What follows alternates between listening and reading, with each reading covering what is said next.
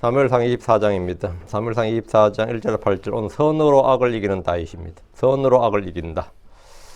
선으로 악을 이기는 다윗. 네. 사무엘상 24장 6절 말씀 같이 읽겠습니다. 그가 자기 사람들에게 이르되 그는 주의 기름 부음을 받은 자이므로 내가 손을 뻗쳐 내 주인 곧 주의 기름 부음 받은 자를 치는 것은 주께서 금하시느니라. 예. 다윗이 이제 사울을 죽일 수 있는 결정적인 찬스가 왔죠. 기회가 온 거예요. 그것도 뭐 넝쿨째 굴러 들어왔다 뭐 그런 표현 쓰죠. 그와 같이 동굴에 있는데 사울이 실리 기어 들어오네. 그러니까 이게 완전히 뭐 그냥 마음만 먹었으면 그날 사울은 죽는 거죠. 그런데 다윗이 자기도 죽이지 않았을 뿐 아니라 죽이지 않은 부하들에게도 지금 이렇게 6절처럼 말했는데 선으로 악을 이겼다. 예, 선으로 악을 이겼다. 잠깐 기도합시다. 위대하고 거룩한 주 하나님 감사합니다. 하나님 기도해 주셔서 이 시간 주의 말씀을 선포할 때 참 주의 영을 충만케 하시고 은혜가 넘치는 시간이 되도록 해주시옵소서. 늘 말씀에서 교훈을 받게 하시고 훈계롭고 배움을 얻고 경고를 받고 또 아버지 저희가 은혜를 받도록 그리고 저희 마음속에 참 주의 영으로 말미암아 생명이 더욱 넘치게 해주시고 힘을 새롭게 해주시옵소서. 전능자주 하나님 참 세상이 악하고 참 험한 시대에 제가 주의 말씀으로 늘 마음을 무장하게 해주시고 생각의 허리를 동이게 해주시고 그래서 예수의 마음을 품게 하시고 아버지 하나님 참 전능자의 힘을 입어서 살도록 도와주시옵소서. 아버지 성령의 열매를 맺는 또 의의 열매를 풍성히 많이 맺는 그리고 우리 주 예수를 증언하는 그리고 선포하는 종들이 되도록 도와주십시오. 전능자주 하나님 도와주시고 저희가 선으로 악을 이기는 성도들 아버지 하나님 믿음으로 세상을 좀 이기고 마귀를 이기고 대적하고 승리하는 저 그런 성도를 되도록 인도해 주시옵소서. 전능자주 하나님 도와주십시오. 성령으로 육신을 이기게 해주십시오. 하나님께서 힘을 내어 주십시오. 주의 성기도합니다. 아멘. 예, 오늘은 선으로 악을 이기는 다윗입니다. 오늘 공부할 주의 말씀입니다. 구약 성경에서 이제 로마 12장 21절에 나오는 악에게 지지 말고 도리어 선으로 악을 이기라 이 말씀을 실천한 대표적인 사람이 요셉과 다윗입니다. 선으로 악을 이긴 두 사람 하면 뭐 물론 많이 있겠지만 그 대표적인 사람이 요셉과 다윗이에요. 요셉은 자기를 죽이려다 종으로 팔아버린 형제들을 원수로 대하지 않고 그들을 선하게 대해줬습니다. 선하게 대해준 정도가 아니라 그들의 구원자였고 평생을 돌봐줬죠. 그 형제들도 늘 마음에 찔리는 게 있으니까 이제 아버지 야곱이 죽으니까 겁먹어가지고 그죠? 요셉이 가서 우리 죽이지 말라고 막 그랬어요. 그는 충분히 원수를 갚을 힘이 있었고 최소한 그들을 멀리할 수도 있었지만 그들을 구원해 주었고 모두 이집트로 받아들여서 평생을 잘 먹고 잘 살 수 있도록 해줬습니다. 다윗 역시 사울 왕에 대해서는 선으로 악을 이겼습니다. 사울은 다윗을 죽이는데 수단방법을 가리지 않는 미친 짓을 여과 없이 보여줬지만 다윗은 그를 선하게 대우해 줬습니다. 오늘 본문은 다윗이 자기를 죽이자고 쫓아다니는 사울을 죽일 절호의 기회를 맞은 한 사건을 다루고 있습니다. 다윗은 600명에 따르는 무리들이 있었고 다윗의 부하들은 사울을 죽이자. 오늘이 바로 하나님이 원수를 당신의 손에 넘겨준 날이다. 오늘이 바로 죽여야 되는 날이다. 이거는 뭐 하늘의 뜻이다. 뭐 이런 식으로 이제 고언을 냈어요. 한마디로 죽이자 이거죠. 그들은 동굴에 이제 사울이 들어와서 뭐라 들어왔는지 좀 더 보면 되고요. 동굴에 들어온 사울을 마주했습니다. 그러나 다윗은 사울을 죽이지 않고 그의 부하들에게 사울을 죽이지 못하도록 금지했습니다. 다윗은 사울을 왕으로서 존중한 것은 그가 두려워서가 아니라 그가 주의 기름 부음을 받은 사람이기 때문입니다. 사울은 다윗을 원수로 여겼고 제사장들의 도시를 몰살하는 학살자이기도 했고 제사장 직분을 범했습니다. 이 정도면 뭐가 만들어진 거죠? 사울을 패하거나 죽이거나 쫓아낼 수 있는 명분이 만들어지는 거죠. 예를 들어 서인들이 아무리 광해군을 죽이고 싶어도 명분이 없으면 못 죽이잖아요. 폐위를 못 시키는데 뭐 엄마를 뭐 했다느니 뭐 누구를 죽였다느니 그런 거 있었죠. 그 유교적 명분이 딱 서잖아. 그러니까 들고 일어나서 예를 들어서 왕을 쫓아낼 수 있었단 말이죠. 그래도 광해군 죽이지는 않았어요. 제주도에도 죽었죠. 그런 식으로 그런 식으로 그 나라에는 어떤 그 사회적 기준이 있고 어떤 뭐가 있으면 그걸 명분 삼아서 그걸 어기면 뭡니까? 죽여도 돼, 쫓아내도 돼 하는 그런 비슷한 게 있었는데 유대사에서 제사장들을 몰살시켰다 이 말은 뭐죠? 유대사 신정국가에서 제사장을 몰살시키는 왕이다 그러면 누구라도 사울을 쫓아내거나 죽인다 해도 명분이 돼야 안 돼요. 충분히 명분이 되죠. 그 정도 국가에서 신정국가에서 그랬다 그러면 끝난 거지. 그 사울은 다윗을 원수로 여겼단 말이죠. 그리고 제사장의 도시들을 몰살하고 학살자죠. 그러면 그런 학살자를 죽인다 해서 뭐 다윗이 그렇게 욕먹을 일은 아니잖아요. 그러다도 제사장의 직분을 범했습니다. 무엇보다 주의 영이 그를 떠나고 악한 영이 그를 괴롭히는 상태에 있었기 때문에 사울을 죽이려고 명분을 만들자면 얼마든지 만들 수 있었습니다. 지금 저는 마귀 들렸어. 그럼 뭐예요? 그 마귀 들린 사람이 어떻게 왕을 내요? 어? 예를 들어서 저 사람 지금 마귀 들렸어. 뭐 미쳤어. 이것만해도 충분히 명분이 됩니다. 그럼에도 다윗은 사울을 죽일 수가 없었습니다. 하나님께서 다윗에게 기름을 부으신 것처럼 사울에게 기름을 부으셨고 그를 이스라엘의 왕으로 삼으셨기 때문입니다. 다윗은 하나님이 세우신 종을 자기가 심판한 것은 옳건이고 하나님의 권위를 무시하는 신성모독이고 반역이라고 생각했습니다. 주님이 세우신 종은 주님께서 심판하시도록 맡겨야 한다는 것이 다윗의 생각이었고 판단이었고 결정이었습니다. 자, 여기 이제 오늘날도 많이 이제 인용이 되죠. 많이 인용이 돼서 교회에서 특히 목회자들에 대해서 아유 목사님 뭘 죄를 지었다 그러면 하나님께서 심판하실 일이지 우리 관여할 일이 아니다 뭐 이런 거 있잖아요. 이게 다 여기서 나온 겁니다. 이런 예로 모세가 있습니다. 모세의 권위에 도전했던 사람이 미리암입니다. 나병에 걸렸습니다. 모세를 대적했던 고라와 그 일당은 산채로 지옥으로 떨어졌고 모세에게 불평하고 반역했던 이스라엘 우두머리들 250명은 주로부터 나온 불에 소멸되었습니다. 모세를 대적하고 불평했던 회중들은 역병으로 14,700이 죽었습니다. 우리는 지금 율법 아래 있지 않고 지금은 구약시대도 아니고 제사장 체계 아래 있지 않지만 성경을 통해서 경고와 배움을 얻고 훈계를 받아야 됩니다. 크리스천들이라면 하나님과 그분의 말씀에 대한 권위를 인정하고 순종할 줄 알아야 됩니다. 현대 크리스천들은 어릴 때부터 민주주의, 개인주의, 인권, 자유, 평등 이런 교육을 받습니다. 권위주의를 타파해야 한다고 생각합니다. 덕분에 권위 자체를 무시하고 인정하지 않는 이상한 현상이 발생합니다. 뭐 권위주의 타파는 좋은데 권위를 인정 안 하니까요. 뭐 가정에서도 마찬가지죠. 아버지가 꼰대라 그러면서 권위주의를 타파하는 건 좋은데 아버지의 권위 자체를 인정 안 해버리는 거죠. 학교에서 교사들은 스승의 권위를 잃어버렸습니다. 그래서 애들을 가르칠 수가 없습니다. 집에서 아버지들은 가장의 권위를 잃어버렸습니다. 자식을 통제할 수가 없습니다. 부부간에도 남편은 남편의 권위를 가진 사람이 요즘 거의 없습니다. 국가에서도 대통령이나 고위 공무원들은 권력을 가졌지만 권위를 잃어버렸기 때문에 영이 서질 않습니다. 교회에서 목사들, 집사들에게 아무런 권위가 없습니다. 몇십 년 전에는 그렇지 않았다고 하는데 지금은 권위를 가진 목사나 뭐 2배의 종교를 받는 목사를 찾는 것은 거의 불가능한 시대입니다. 덕분에 오늘날 사람들은 마땅히 복종해야 할 대상이 없습니다. 전부 자기가 왕입니다. 그게 사사시대에 있던 모습 같아요. 전부 다 자기 멋대로 하는 거예요. 그래도 아무도 통제가 안 되죠. 왜? 다 자기가 왕이에요. 자기가 왕이라고. 자기가 결정권자고 자기가 판단자고 자기가 판단자란 말은 자기가 심판자란 말입니다. 자기가 심판자예요. 그러나 성도들에게는 성경이란 절대 권위와 최종 권위가 있습니다. 우리 형제들 간에 서로 사랑하고 섬겨할 뿐 아니라 서로 복종해야 됩니다. 에베소 5장 21절에 하나님의 두려움 속에서 서로에게 복종하라. 서로에게 복종하라. 서로에게. 네. 다음 베드로전서 5장 5절에 이와 같이 너희 젊은 사람들아 스스로 장로에게 복종하라. 참으로 너희가 다 서로에게 복종하며 겸손으로 옷 입으라. 이는 하나님께서 교만한 자를 대적하시고 겸손한 자에게 은혜를 주시기 때문이라. 여기 보면 여기도 스스로 복종하라. 참으로 너희가 다 서로에게 복종하라. 서로에게 복종하며. 여기서 우리가 볼 수 있는 진리는 서로에게 복종하라입니다. 성도들의 인간관계는 상호 복종의 관계입니다. 서로 사랑하라는 말은 정말 많이 들을 수 있습니다. 정말 설교에서 많이 하는 게 서로 사랑하라예요.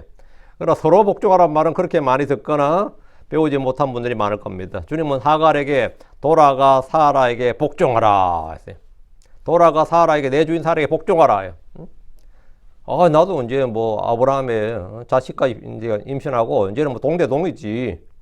뭐 복종은 무슨 복종? 그게 아니고 복종하라. 돌아가서 복종하라. 돌아가서 복종할 바에 나 여기서 죽겠다 그럼 차라리. 뭐 하려고 다시 돌아가서 뭐 복종하냐고. 그게 주의 말씀이에요. 백성들은 왕에게 복종해야 됩니다. 종들은 주인에게 복종해야 됩니다. 자식들은 부모에게 복종해야 됩니다. 예수님은 나사렛에서 모친 마리아와 요셉에게 복종했습니다. 성도들은 주의 일어난 사역자들에게 복종해야 됩니다. 고린도전서 16장 16절에 이것은 너희는 그런 사람들과 또한 또 우리와 함께 도우며 투구하는 모든 사람에게 복종하게 하려 함이니라. 아내는 자기 남편에게 복종하고 자식들은 자기 부모에게 복종해야 됩니다. 시민들은 정사들과 권능들과 행정관들에게 복종해야 됩니다. 젊은이들 성도들은 장로들에게 순종하고 복종해야 됩니다. 종들은 주인에게 복종하고. 여러분이 성경을 통해 이런 진리를 배우지 못한다면 말만 크리스천이지 실제 삶은 대상 사람들과 다를 것이 전혀 없습니다. 바울은 다윗을 원수로 여겼고 그를 죽이려고 했지만 다윗은 사울을 주의 기름 부음 받은 자로 여겼습니다. 이것이 사울과 다윗의 차이입니다. 이게 사울과 다윗의 차이입니다. 뭐 다른 면에서 큰 차이를 내는 게 아닙니다. 이것이 차이예요. 우리가 사람을 죽여서는 안 된다는 이유가 뭐냐? 이는 하나님께서 자신의 형상으로 사람을 만들었기 때문입니다. 다윗이 사울을 대적하지 않고 싸우지 않고 욕하지 않고 저주하지 않고 도망을 다니는 것은 사울이 주의 기름 부음을 받은 사람이기 때문입니다. 율법의 가장 큰 명령들 중 하나인 레위기 19장 18절에 너는 원수를 갚지 말고 내 백성의 자손들에게 불평하지 말며 내 이웃을 내 자신같이 사랑하라. 나는 주니라. 이 말씀에 다윗은 원수를 갚지 않았고 그에 대해 불평하지 않았습니다. 이것은 신약 성도들에게도 그대로 적용되는 말씀입니다. 로마서 12장 19절에 지극히 사랑하는 자들아 너희 스스로 보복하지 말고 도리어 진노하심에 맡기라. 이는 기록되었을 때 보복은 내 것이니라. 내가 대갚아주리라. 주가 말하노라 하였기 때문이라. 주님께서 이렇게 말씀하셨기 때문에 우리는 이 말씀에 따라서 원수 갚지 말고 불평하지 말고 사랑하라 이 말이에요. 내 이웃을 내 자신같이 사랑하라는 신구약 공통임, 이 명령 신구약 공통입니다. 다윗은 스스로 원수 갚는 대신에 원수 갚는 것을 주께 맡겼습니다. 그는 선으로 악을 이겼습니다. 다윗은 필리스틴과 같은 외적을 치는 데는 용맹했지만 그의 왕이요 장인인 사울에게는 부드럽고 온유하고 친절을 베풀었습니다. 사울은 그에게 적대감을 보였고 저주했고 죽이려고 3,000명의 군대를 끌고 왔지만 그는 왕에게 적대감을 전혀 보이지 않았습니다. 이때 사울은 다윗의 진면목을 보았고 그가 하나님의 사람인 걸 인정했습니다. 다윗이 육신을 따라 행하지 않고 의를 따라 판단하고 행했을 때 원수였던 사울도 다윗을 인정했습니다. 그리고 여기 보면 나오죠. 다윗을 축복했습니다. 이것이 성령으로 육신을 이기고 선으로 악을 이기는 방법이고 크리스천들의 삶의 방식입니다. 자, 본문 보겠습니다. 오늘 크리스천 이제 남자들은 이 복을 많이 받을 거예요. 대부분 다. 집에도 잡혀 살거든. 이길 수 없어서가 아니야. 이길 수 있음에도 어떻게 하는 거죠? 대부분 다 이렇게 살아. 나만 해도 그래요. 이렇게 살기 때문에 복을 받을 거예요. 분명히. 난 다 그렇게 생각해요. 요즘 다 훑어보니까 다 복을 받을 거예요. 선으로 악을 이기고 있어. 자, 1절. 그리고 이런 일이 있었으니 사울이 필리스틴 사람들을 따르다가 돌아왔을 때 그에게 이런 말이 들렸으니 보라 말인즉 보소서 다윗이 엔게디 광야에 있나이다. 그러니까 사울은 얼마 전 엔게디로 다윗을 잡으러 갔던 적 있죠. 당시 다윗은 절박한 상황이었고 분명 위기였습니다. 그런데 필리스틴 군대가 원수가 나를 돕네. 필리스틴 군대가 갑자기 이스라엘의 내분을 활용해 가지고 딱 침략을 하는 바람에 필리스틴은 이제 이스라엘의 내부를 이용해서 침략을 했고 사울은 어쩔 수 없이 다윗을 눈앞에 두고 어떻게 군대를 돌렸죠. 군대를 돌려서 필리스틴과 싸우러 가야 했습니다. 필리스틴은 이스라엘과의 전면전을 벌인 것이 아니었기 때문에 사울은 그들을 쫓다가 돌아왔습니다. 그런데 사울에게 다윗이 아직도 엔게디 광야에 있다는 말이 들렸습니다. 보소서 다윗이 엔게디 광야에 있나이다. 다윗의 위치는 실시간으로 사울에게 보고되고 있는데 이들은 사울에게 다윗을 넘겨주기로 약속한 10광야 사람들 있죠. 10사람들. 그 사람들이 이제 계속 사울에게 보고를 한 거죠. 다윗은 사울이 떠난 뒤에도 다른 곳으로 떠나지 않고 계속 머물고 있었는데 다윗은 전쟁을 하러 간 사울 왕이 다시 이곳으로 돌아오려고 생각하지 못했을 겁니다. 전쟁하러 갔다가 다시 돌아온다고 생각하는 그까지 좀 무리였죠. 2절. 그때 사울이 온 이스라엘 택한 사람 3,000을 데리고 다윗과 그의 사람들을 찾으려고 들렴소의 바위들 위로 갔더라 했는데 이건 다윗의 군대가 600명이잖아요. 그게 5배를 데려간 거예요. 보통 공격과 방어는 3대1 정도로 봅니다. 3대1 정도. 그 공격 수가 3배는 많아야지 뭐 성곽이라든지 도시를 침략할 수 있다고 봐요, 보통. 근데 그게 5배를 했다는 말은 뭡니까? 굉장히 넉넉하게 충분히 압도적으로 이길 수 있는 병력을 가져간 거죠. 이들이 이스라엘 전역에서 뽑힌 군사들로 사울의 최정예 병사들로 볼 수 있습니다. 사울은 다윗의 무리들이 대략 600명이었기 때문에 그보다 5배가 많은 3,000명의 병사들을 데리고 다윗이 머물고 있는 엔게디로 향했습니다. 병력 규모가 이 정도 차이라면 절대 광야에서 맞붙어서는 안 됩니다. 이 정도 병력 차이면 이 숫자, 요즘처럼 뭐 기관총 있는 것도 아니고 이럴 때는 뭡니까? 총과 칼, 요즘처럼 총칼이 아니라 예전처럼 활과 뭐 칼 이런 게잖아요. 그러니까 이건 광야에서 붙어서는 안 돼요. 창이나 칼로 싸우는 전쟁에서 사람의 수는 전쟁의 승패를 결정짓는 결정적인 요소 중에 하나입니다. 왕이 직접 3,000명의 군대를 끌고 다윗을 죽이러 오고 있다면 다윗은 얼른 도망가는 길밖에 없습니다. 다윗과 그의 사람들을 찾으러 들염소들의 바위들 위로 갔더라. 근데 엔게디는 지명이 염소의 셈이라는 뜻이에요. 엔게디가. 그들이 사울이 떠났을 때 이곳을 셀라 하마르곳 이렇게 불렀는데 이것이 이제 분리의 바위 반석이라는 뜻이죠. 그 염소하고 이게 반석, 바위 이걸 합쳐서 이제 이 들염소들의 바위가 된 거죠. 이들이 염소들의 바위를 위로 갔다 이 말은 사울이 전에 군대를 돌렸던 곳으로 갔다 이 말입니다. 들염소들의 바위란 말은 이곳이 산악지대로서 염소들이 살기에 적합한 곳이기 때문입니다. 염소나 사냥은 가파른 절벽에서도 안전하게 다닐 수 있고 풀을 뜯을 수 있습니다. 3절 그리고 그가 길가에 있던 양우리들로 갔는데 거기에 굴이 하나 있었더라. 이에 사울이 자기 발을 덮으려고 이거 언더라인 사울이 자기 발을 덮으려고 들어갔더라. 또 다윗과 그의 사람들은 그 굴의 옆면에 남아 있었더라. 다윗을 추격하던 사울이 길가에 있던 양우리들로 갔는데 거기에 굴이 하나 있었습니다. 양우리가 있고 거기에 굴이 있었다면 그 굴은 목자들의 주거지로 사용되는 일이 많습니다. 큰 동굴이면 양들을 그 속으로 몰아넣을 수도 있고 야생 짐승들의 공격을 피할 수 있는 은신처가 되기도 합니다. 사울은 굴로 들어갔는데 성경은 이에 사울이 자기 발을 덮으려고 들어갔더라 해야 되죠. 왜 들어갔다는 거예요, 굴에? 자기 발을 덮으려고 이 말이 발을 덮으려고 들어갔다 이 말이 이상하잖아요. 이거는 그 나라 문화적 배경이 있는 말이죠. 표현이 그렇다고. 이게 뭐 자기 발을 덮으려고 들어갔다 이 말은 좀 그냥 이제 한국식 표현은 아니죠. 한국말에 이런 표현이 없습니다. 이게 뭔 말이냐 하면 용변을 보러 들어갔다 이 말입니다. 주로 대변이죠, 대변. 특히 대변을 보러 들어갔다는 말을 완곡하게 표현한 겁니다. 어느 나라 말에나 그 용변에 관해 말할 땐 직접 그 말을 쓰기보다는 우리나라 사람들도 뭐 하러 갔냐 그럼 뭐죠? 완곡어법이라 그래요.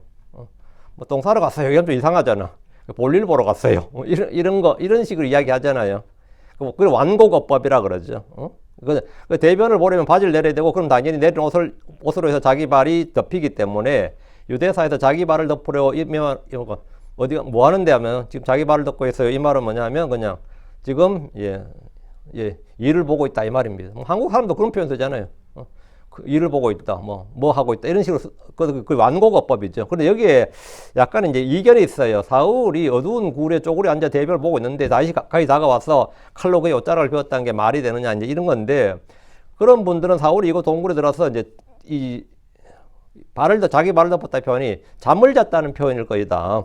이게 변을 봤다는 뜻이 아니라 잠을 잤다는 표현이다. 잠든 사이에 다시 와서 그의 옷자락을 베었다. 이제 이게 일반적인 해석이에요. 성경을 이해하고 해석하는데 간혹 유대의 문화나 풍속을 배경지시로 알면 좋지만 그보다는 이제 성경을 비교하는 것이 좀 더 확실합니다. 사사기로 와서 3장 24절 여기 동일한 표현이 나와요. 사사기 3장 24절에 그가 나간 뒤에 왕의 신하들이 와서 그들의 집무실에 문들이 잠겼음을 보고 말하였더라. 보라 왕께서 분명히 여름 집무실에서 자신의 발을 덮으시는도다. 여기 나오죠.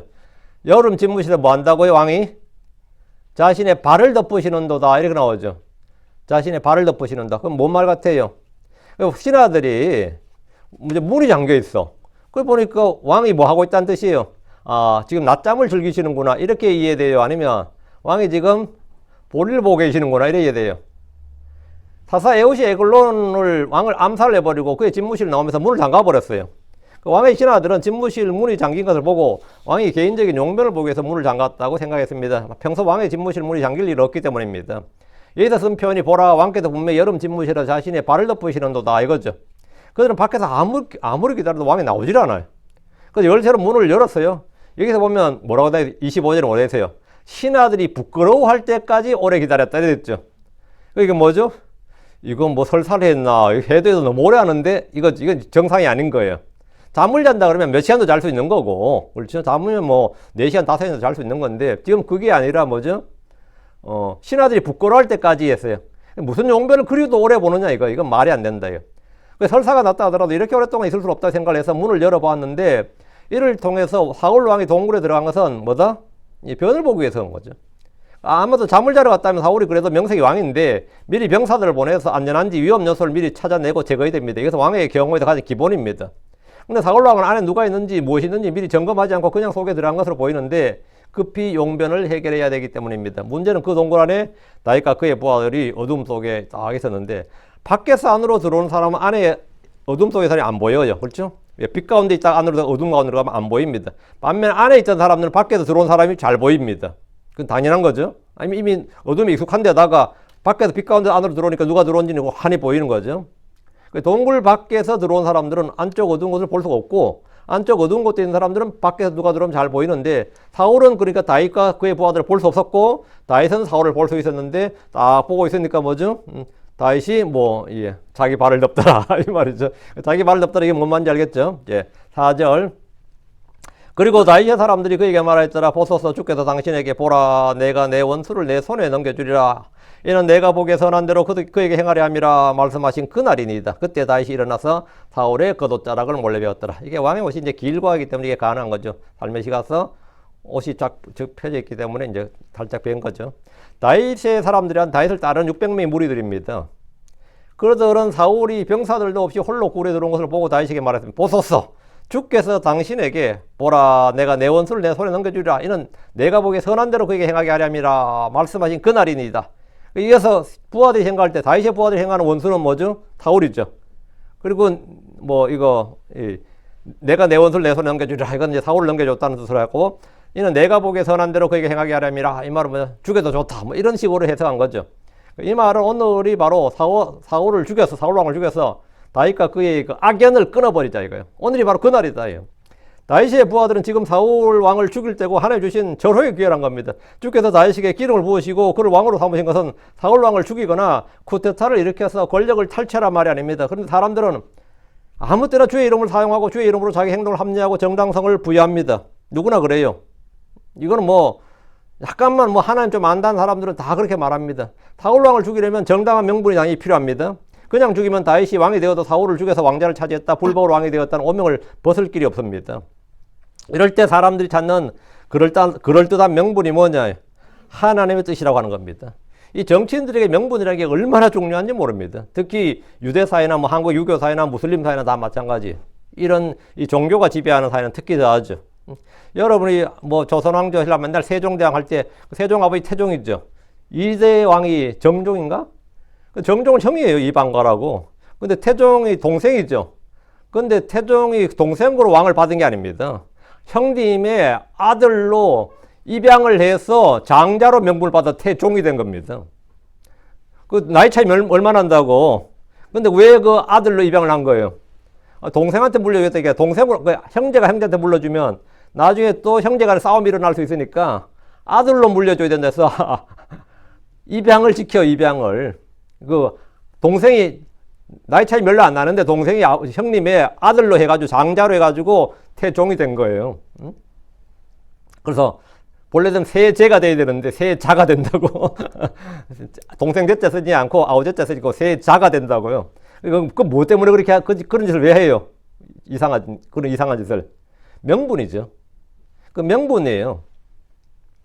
그러니까 다윗도 사울 왕을 뭐 죽여버리고 하면 이게 뭐 죽이면 죽을 수 있죠. 지금 뭐 뒤에 왔지. 그럴듯한 명분이 필요한데 그렇다 명분 내세울 때 그때마다 하는 말이면 하나님 뜻이라고 그러면 돼요. 응? 정치인들은 종교와 종교인들을 적극 활용해서 자기를 선전하게 하는데 유대에서는 제사장들이나 예언자를 동원해서 하나님 이렇게 말씀하셨다 해버리면 그럼 뭐 끝나는 겁니다. 오늘날 크리스천들도 자기를 합리화할 때 하나님의 뜻을 자주 들먹이는데 이것은 예나 지금이나 다를 바가 없습니다. 다윗은 이 부하들의 말을 따르지 않고 일어나서 사울의 겉옷자락을 몰래 베었습니다. 이것은 다윗이 사울을 충분히 죽일 수 있었다는 겁니다. 그건 보여준 거예요. 옷을 베었다는 것은. 저는 이 장면이 참으로 황당한데 왕이 동굴 안으로 들어가면 주변에 사실 그의 경호원이 아무도 없었다 이 말 지금. 이 장면을 보면 사울이 왕이냐 이런 생각이 들 정도로 황당한 장면이 사실 이게. 그것도 야외에서 말이죠. 야외에서 동굴에 들어가는데 미리 누가 들어가서 쫙 한번 동굴아 횃불 들고 한번 쫙 살펴보고 최소한 박쥐라도 그죠? 그 속에 또 짐승이 있을지 어떻게 알아. 근데 이제 왕이 이래 들어갔다는 게 진짜 이렇게 나라냐지 진짜. 사울을 죽여야 한다는 부하들의 말에 다윗은 일어나서 사울의 겉옷자락을 몰래 베었습니다. 다윗이 이렇게 한 것은 그가 사울을 원수로 여기거나 죽이려 하지 않는다는 걸 행동으로 증명하고 다윗에 대한 사울의 오해와 적대감을 풀어주려는 겁니다. 또한 원수가 없는 일은 하나님께 맡겼다는 그의 신앙을 보여주었습니다. 다윗이 사울을 죽여야 왕이 된다면 이것은 유다 왕국 그 시작부터 정통성과 도덕성을 잃게 됩니다. 자, 5절. 그리고 그 후에 이런 일이 있었으니 다윗의 마음이 그를 쳤더라. 이 부분. 다윗의 마음이 그를 쳤더라. 여기 언더라인. 이 표현요. 왜냐하면 그가 사울의 옷자락을 베었기 때문이더라. 그리고 그 후에 이런 일이 있었으니 이건 성경의 문학적 표현으로 시간의 경과와 사건의 장면 전환을 보여주는 겁니다. 다윗의 마음이 그를 쳤더라 이랬죠. 이 말은 다윗의 영적 감수성이나 민감함을 보여주는 겁니다. 이전에 그는 마음과 양심이 무뎌져 있었지만 주께 묻기 시작한 그날부터 그는 주의 뜻을 행하는 성도가 되었습니다. 예전에 이 감각이 없어, 다윗도 감각이 없어서 뭐 사무엘 찾아갔다가 높당에 갔다가 뭐 또 다음 누구요? 예?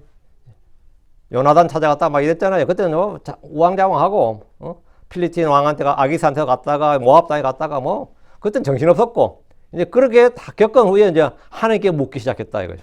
그때부터 이제 영적 감수성이 생긴 거예요. 한마디로 영적인 민감함이 생겼다고. 사람의 양심과 마음과 생각은 내 의지와 상관없이 내 속에서 활동할 때가 많습니다. 갑자기 막 불안이 엄습해. 이거 왜 이러지? 이건 내 의지와 상관없이 갑자기 막 불안이 막 엄습한다. 몰려오기도 하고 갑자기 이유 없이 막 짜증이 나기도 하고 그 불쾌감이 막 속에서 막 솟아오르기도 하고 어떨 때는 숨을 쉬지 못할 정도로 답답함을 느끼기도 하고 속이 갑갑해 미치겠어. 뭐 이런 거 있죠.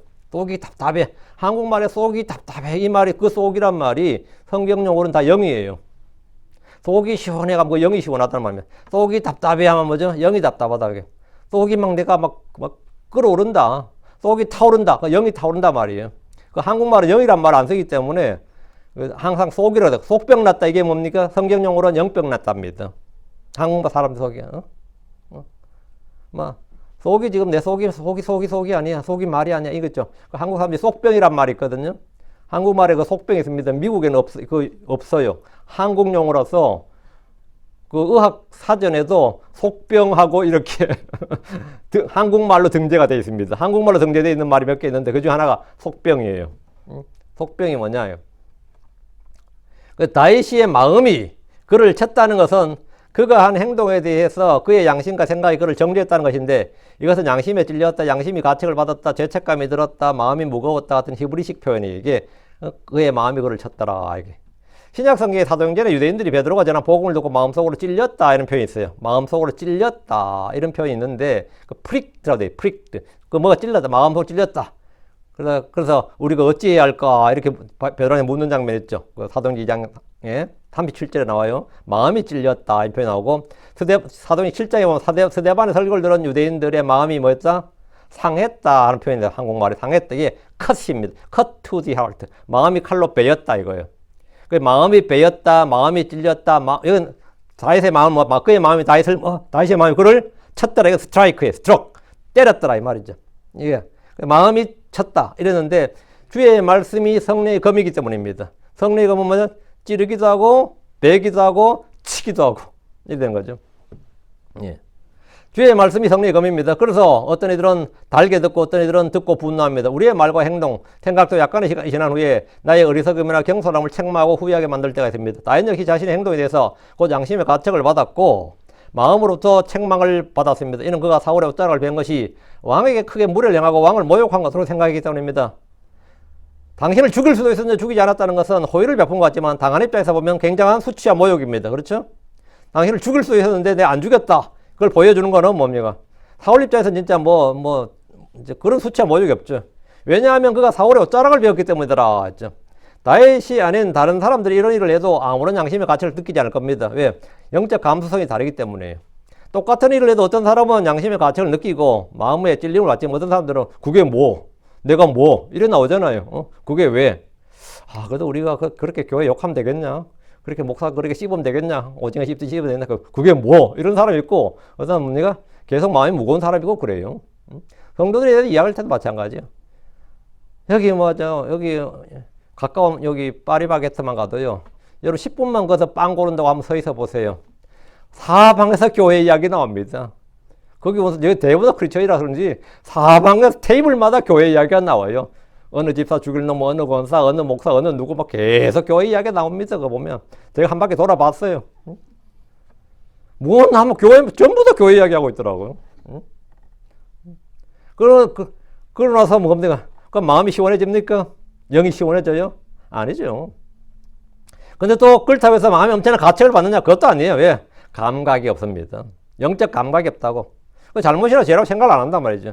근데 다윗은 그렇지 않았습니다. 그는 다윗에게 조금의 해를 다윗은 말이죠. 사울에게 조금 더 해를 입히고 싶어 하지 않았습니다. 이것이 다윗이 소심해서 겁쟁이해서가 아닙니다. 그는 하나님의 기름 부음 받은 자를 대적하는 것이 죄요 불법인 것을 알았기 때문입니다. 비록 사울이 왕으로서 좀 잘못을 했다 하더라도 다윗이 사울을 정죄하고 심판할 권한이 없다 이 말입니다. 6절 자, 사무엘상 24장 6절. 그리고 그가 그의 사람들에게 말하였더라. 주께서 내가 내 주인 곧 주의 기름 부음 받은 자에게 이 일을 행하는 것, 즉 내가 손을 내밀어 그를 대적하는 것을 금하시나니 이는 그가 주의 기름 부음 받은 자이기 때문이라. 다윗은 그의 사람들, 즉 그를 따른 600명의 사람들에게, 부하들이죠, 주께서 내가 내 주인 곧 주의 기름 부음 받은 자에게 이 일을 행하는 것, 즉 내 손을 내밀어 그를 대적하는 것을 금하신다고 했습니다. 다윗의 부하는 이날 다윗이 사울을 죽이는 것이 주의 뜻이라고 말했습니다. 의견이 완전히 부딪히죠. 다윗의 부하들은 다윗에게 사울을 죽이는 게 주의 뜻이라고 그러고, 반면에 다윗은 먼저 그의 부하들에게 손을 대는 걸 금하신다, 이게 주의 뜻이라는 거예요. 이렇게 똑같은 상황에 똑같은 이 환경에서 정반대의 성경 해석이 나올 수 있죠. 정반대가 나올 수 얼마든지 있습니다. 그게 무슨 주의 뜻이냐고. 죽이는 게 주의 뜻이지. 아니라고. 뭐 이렇게 되는 거죠. 여기서 뭐가 발생하느냐? 권위의 문제가 발생합니다. 어디에 권위를 두느냐예요. 어디에 권위를 두느냐죠. 다윗은 그가 손을 내밀어서 그를 대적하는 것조차 주께서 금하셨다고 합니다. 이 말은 다윗이 사울과 맞서 싸울 수 없고 비폭력 무저항으로 일관해야 한다는 말입니다. 아무리 사울이 다윗 앞에서 목을 내밀어도 다윗은 그를 죽일 수 없다. 이건 뭐 완전히 이건 뭐 어떻게 되는 거예요? 이길 수가 없는 거죠, 한마디로. 응? 그 다윗은 사울을 이길 수가 없어요. 응? 예. 비폭력 무저항이잖아. 그 사울은 다윗을 죽일 수가 없고 다윗은 사울을 이길 수가 없어요. 이런 뭐가 돼요? 장기전이 되는 겁니다. 지금 러시아와 우크라이나 꼴이 되는 거예요. 러시아는 우크라이나를 이길 힘이 없고, 그렇죠? 지금 그렇다고 해서 러시아가 우크라이나에게 질 수 있느냐? 또 질 수도 없어요. 그럼 이건 장기전이 되는 거예요. 다윗은 사울이 회개하는 것, 즉 뒤의 뜻을 받아들임으로 자신을 다시 받아주는 것을 기대하거나 아니면 자신을 해야 하는 일을 더 이상 하지 않기를 기대할 뿐, 그가 힘으로 사울을 맞서 싸우거나 그를 무력화시킬 수 없는 그런 상황이죠. 이유가 뭐냐? 이는 그가 주의 기름 부음 받은 자이기 때문이라. 다윗이 사울을 대할 때 그를 주의 기름 부음 받은 자로 인정하고 대했습니다.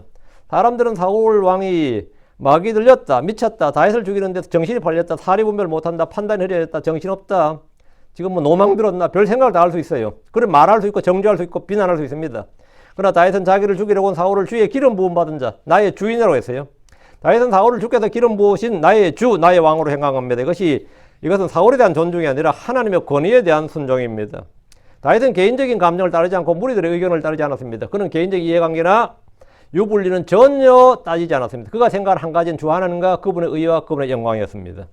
그래서 다윗이 생각한 딱 한 가지는 하나님과 그분의 의, 그분의 영광이에요. 그가 생각한 한 가지, 주 하나님과 그분의 의. 너희는 먼저 하나님 왕국과 그분의 의를 구하라, 이거예요. 이것이 다윗의 위대한 점입니다. 우리가 먼저 구해야 할 것은 하나님 왕국과 그분의 의입니다. 우리는 세상을 살면서 많은 판단을 해야 됩니다. 근데 판단의 근거는 주로 나에게 이익이 되느냐 안 되느냐가 제일 중요하죠. 우리는 거기에 굉장히 민감하고 그것을 기준으로 삼습니다. 이게 내한테 득이 돼 안 돼? 이게 제일 우선, 나도 모르게 그렇게 생각하죠. 그 인간이 경제적 동물이잖아요. 왜? 무엇보다 이해관계를 먼저 따져요. 이게 나한테 득이 돼 안 돼? 이게 하나님께 영광이 돼 안 돼? 이렇게 생각하는 사람 잘 없잖아요. 의가 맞아 아니야? 이거 생각하는 사람도 별로 없습니다. 이익이 돼 안 되지? 요셉은 보디발의 아내가 유혹했을 때 주를 두려움으로 악을 피했습니다. 딱 하나였습니다. 주를 두려움으로요. 다니엘은 바빌론의 포로로 잡혀왔으면서 왕이 주는 음식을 거부했고 그의 친구들은 왕이 세운 신상에 절하지 않았습니다. 왜 그랬습니까? 출세길 맞고 자기들 모가지 날아갈 수 있는데 왜 그랬어요? 하나님의 법, 하나님의 말씀을 먼저, 하나님의 의를 먼저 생각한 거라요. 모르드겐 총리 하만에게 무릎을 꿇거나 절하는 등의 경의를 표하지 않았는데 이것은 세상 물정을 몰라서나 사회생활을 할 줄 몰라서 그런 것이 아니라 마음속에 주의 법이 있었기 때문입니다. 다니엘은 기도하면 사자굴에 던져진다는 왕의 칙령을 알면서도 하루에 3번씩 매일 하던 대로 창문을 열어놓고 기도했습니다. 원수들아 봐라 이거야. 그럼 기도했어요. 크리스천들이 이 세상에서 어떻게 살아야 되는지를 보여주는 훌륭한 본보기들입니다. 우리 안에는 성경이라는 삶의 기준과 원칙이 있습니다. 다윗이 사울을 미친놈, 악한 영에 사로잡힌 마귀 들린 놈, 기득권을 지키기 위해서 내가 주의 택함 받은 걸 알면서도 인정하지 않는 탐욕스럽고 비열한 인간으로 보지 않고 나의 주, 나의 주인, 나의 주의 기름 부음 받은 자임을 인정하고 존중했는데 우리 역시 같은 크리스천들을 대할 때 동일한 잣대를 적용해야 됩니다. 크리스천들은 모두 주의 기름 부음 받은 영적 제사장이고 왕가의 제사장들입니다. 우리는 하나님의 신비들을 맡은 청지기들이고 그 속에는 주의 영이 거하는 사람들이기 때문입니다. 고린도서 1장 21절에 이제 우리를 너희와 함께 그리스도 안에서 굳게 세우시고 우리에게 기름을 부으신 그분은 하나님이시니라. 우리에게 기름을 부으신 분이 누구라고요? 하나님이라고. 우리를 진리의 말씀 나가신 분은 하나님입니다. 우리를 주의 백성 하나님의 아들로 입양한 누구냐? 교회가 한 일이 아닙니다. 하나님이 하신 일이. 성경 우리가 모두 주의 기름 부음 받은 자는 사실을 말하고 있습니다. 왜 우리가 서로 사랑하고 섬겨야 되고 서로의 짐을 나누어지고 다른 사람을 나보다 낫게 되고 서로 복종해야 되고 서로 받아줘야 되는지 이 말씀을 통해 쉽게 알 수 있습니다. 다윗이 사울보다 인물이 못난 것도 능력이 없는 것도 아닙니다. 백성들의 지지도나 인기는 다윗이 훨씬 더 많았습니다. 그는 이미 이스라엘의 전쟁 영웅이었고 심지어 왕의 아들 요나단도 알고 인정하는 이스라엘의 차기 왕이었습니다. 사울왕도 이 사실을 알고 있었습니다. 그러면서 그는 사울을 존중하고 그를 대적하지 않았던 것은 그가 주의 기름 부음 받은 자이기 때문입니다. 요한일서 2장 20절에 그러나 너희는 거룩하신 분으로부터 기름 부음을 받았느니라. 누가요? 너희는 하나님의 거룩하신 분으로부터 기름 부음을 받았느니라. 우리는 거룩하신 하나님으로부터 기름 부음을 받았습니다. 기름 부음을 받았다. 그게 뜻이 뭐죠? 그게 크라이스트예요. 메시아가 뜻이 뭐네? 메시아가 기름 부음 받은 자입니다. 그럼 크리스천은 뜻이 뭐죠? 기름 부음 받은 자들이란 뜻입니다. 우리가 크리스천 하잖아요. 그리스도에게 속한 자, 기름 부음 받은 자란 이 말이에요. 기름 부음 받은 자들 이 말이에요. 누구에게? 하나님께. 그러나 너희는 거룩하신 분으로부터 기름 부음을 받았느니라 했어요. 비록 사울처럼 육신을 따라 행하더라도 예수를 믿으면 그 사람 안에는 주의 기름 부음이 있습니다. 기름 부으심이 있습니다. 7절. 이처럼 다윗이 이 말들로 그의 종들을 금하였고 그들이 사울을 대적하여 일어나지 못하게 했더라. 그러나 사울이 일어나 굴에서 나갔으며 그의 길로 갔더라. 다윗은 뭐죠? 종들을 금했단 말이죠. 사울을 대적하지 마라. 사울 죽이려고 하지 마라 이거. 위해를 가하지 마라 이거예요. 다윗은 그의 종들이 사울을 죽이지 못하도록 그 많은 명령을 내렸습니다. 혹시 사울 왕을 죽일 저로의 기회를 맞더라도 그를 죽이지 말라는 겁니다. 다윗에게 사울은 죽여야 할 원수가 아니라 하나님의 기름 부음 받은 자, 다윗이 섬겨야 할 주요 여전히 그의 왕이었습니다. 이는 다윗의 부하들뿐만 아니라 이스라엘의 모든 사람들 그리고 주를 믿는 성도들이 반드시 배워야 될 진리의 지식입니다. 다윗은 이미 주의 기름 부음 받은 사람으로서 그는 스스로 왕자를 차지하기 위해서 싸우지 않았습니다. 다윗은 주께서 왕자를 주실 때까지 사울을 죽임으로써 왕을 빼앗으려 하지 않았습니다. 그냥 주님이 주실 때까지 기다리는 거예요. 주님이 주실 때까지 기다린 거예요. 다윗은 그의 종들을 금하여 사울을 대적하여 일어나지 못하게 했습니다. 다윗은 이미 왕이 될 사람이었음에도 권력을 쫓지 않았고 주께서 그들 주실 때까지 고난을 견디며 인내로 기다렸습니다. 사울은 동굴에서 볼 일을 다 보고 일어나 밖으로 나갔습니다. 8절. 다윗도 그 뒤에 일어나서 굴에서 나갔더라. 그리고 사울의 뒤에서 외쳐 말하였더라. 내 주 왕이여. 이에 사울이 그의 뒤를 바라보므로 다시 그의 얼굴을 땅으로 굽혀 절하였더라. 사울이 동굴에서 나간 뒤 다윗도 이제 일어나서 나갔는데 사울의 뒤에서 외쳤어요. 내 주 왕이여. 이렇게. 다윗은 사울을 여전히 내 주 왕으로 불렀습니다. 그냥 형식적으로 부른 게 아니라 진짜 이렇게 믿었고 이렇게 인정했어요. 내 주 왕이라고. 다윗이 이 말 한마디는 사울을 여전히 나의 주, 나의 왕으로 인정하는 호칭으로 다윗의 신실함을 충분히 보여주고 있습니다. 사울은 다윗의 외침에 뒤를 돌아보았습니다. 다윗은 사울을 보자 그의 얼굴을 땅으로 굽혀 자기를 숙였습니다. 절했다 이 말이죠. 절하였더라 이 말이에요. 이 모습은 다윗이 여전히 그를 자신의 주고 왕으로 인정하고 있음을 그의 행동으로 보여주는 겁니다. 단지 말이 아니라 자기 행동으로 보여주는 거예요. 자기 잡으러 지금 자기 주기로 지금 온 왕에게 뭡니까? 눈을 부릅뜨고 맞죠. 막 칼을 휘둘러대거나 창을 휘둘러대는 게 아니라 뭐예요? 엎드려 절을 했다며. 내 주 왕이 하면서 얼굴을 땅으로 굽혀서 절했다 이렇게 됐죠. 절했더라. 그렇죠. 자기 행동으로 보여준 거죠. 말로 보여준 게 아니라 행동으로 보여준 거예요. 이게 뭐냐? 선으로 악을 지겼다 이거예요. 선으로 악을 지기는 다윗이. 이 부분이 가장 다윗에게는 인생에서 굉장히 하이라이트가 되는 부분이에요. 다른 부분이 굉장히 다윗의 위대한 업적이 많고 많아 보여도 그런 것들은 그냥 해지. 이게 정말 다윗이 인생에서 가장 빛나는 장면입니다. 이 장면이. 이게 뭐냐면 크리스천들 이 땅에서 참 모욕과 굴복과 참 멸시와 뭘 받을 때도 뭡니까? 예, 먼저 하나님과 그분의 의를 하나님 왕국과 그분의 의를 구하는 것. 먼저 first. 먼저 하나님의 의를 구하는 것. 하나님의 말씀을 따르는 것. 바로 이 장면이에요. 우리가 이걸 배워야 되겠습니다. 이게 우리에게 주는 훈계, 배움, 교훈입니다. 오늘 여기까지 다음 시간에 계속하겠습니다. 기도합시다. 위대하고 거룩한 주 하나님 감사합니다. 하나님의 은혜 주에서 오늘 주에 선포된 이 말씀들이 성도들에 잘 전달되고 잘 또 마음에 받아서 믿음으로 잘 받아서 마음에 보고에 쌓아두게 해주시옵소서. 아버지의 말씀 마음에 숨겨두고 또 이 말씀들을 잘 사용할 수 있도록 은혜를 주시옵소서. 믿음과 결합된 말씀들이 권능있게 효력있게 일하는 걸 압니다. 전능예주 하나님, 모든 성도들이 믿음이 좀 장성한 분량으로 자라나게 하시고, 제가 육신을 따라서, 육신의 정욕을 따라서, 세상의 이목을 따라 살지 않고, 아버지 세상의 여론이나 사람들의 또 이목에 집중하지 않고, 주와 그분의 말씀에 관심을 집중하고, 아버지 하나님의 왕국과 그런 의를 먼저 구하는 성도를 되어 주십시오. 무엇보다 저희가 내 자신이 아니라, 내가 아니라 우리 주 예수 그리스도, 내가 아니라 참 다른 사람들을 먼저 생각할 수 있는 그런 성도들 되도록 도우시고, 저희가 그런 믿음의 분량으로 좀 자라날 수 있도록 도와주시옵소서. 선하신 하나님, 저희는 정말 아무것도 아닙니다. 저희가 이 땅에서 참 사울처럼 살 수도 있고 다윗처럼 살 수도 있습니다. 둘 다 주의 기름 부음 받은 자이지만 사는 방식이 완전히 달랐던 것은 무엇을 따라 사느냐에 달려 있습니다. 저희가 성령을 통해서 몸의 행실을 죽이는, 그리고 아버지 하나님 또 이 육체의 정욕들을 다 쳐서 복종시키는 그런 성도들이 되도록 은혜를 베풀어 주시기를 원합니다. 전능자주 하나님, 또 마음속에 늘 주의 영을 충만케 하시고 은혜가 넘치게 해 주십시오. 말씀을 받을 수 있는 또 그런 기쁨을, 또 그 마음의 즐거움을 허락해 주길 원합니다. 감사드립니다. 주의 승 기도합니다. 아멘. 아멘.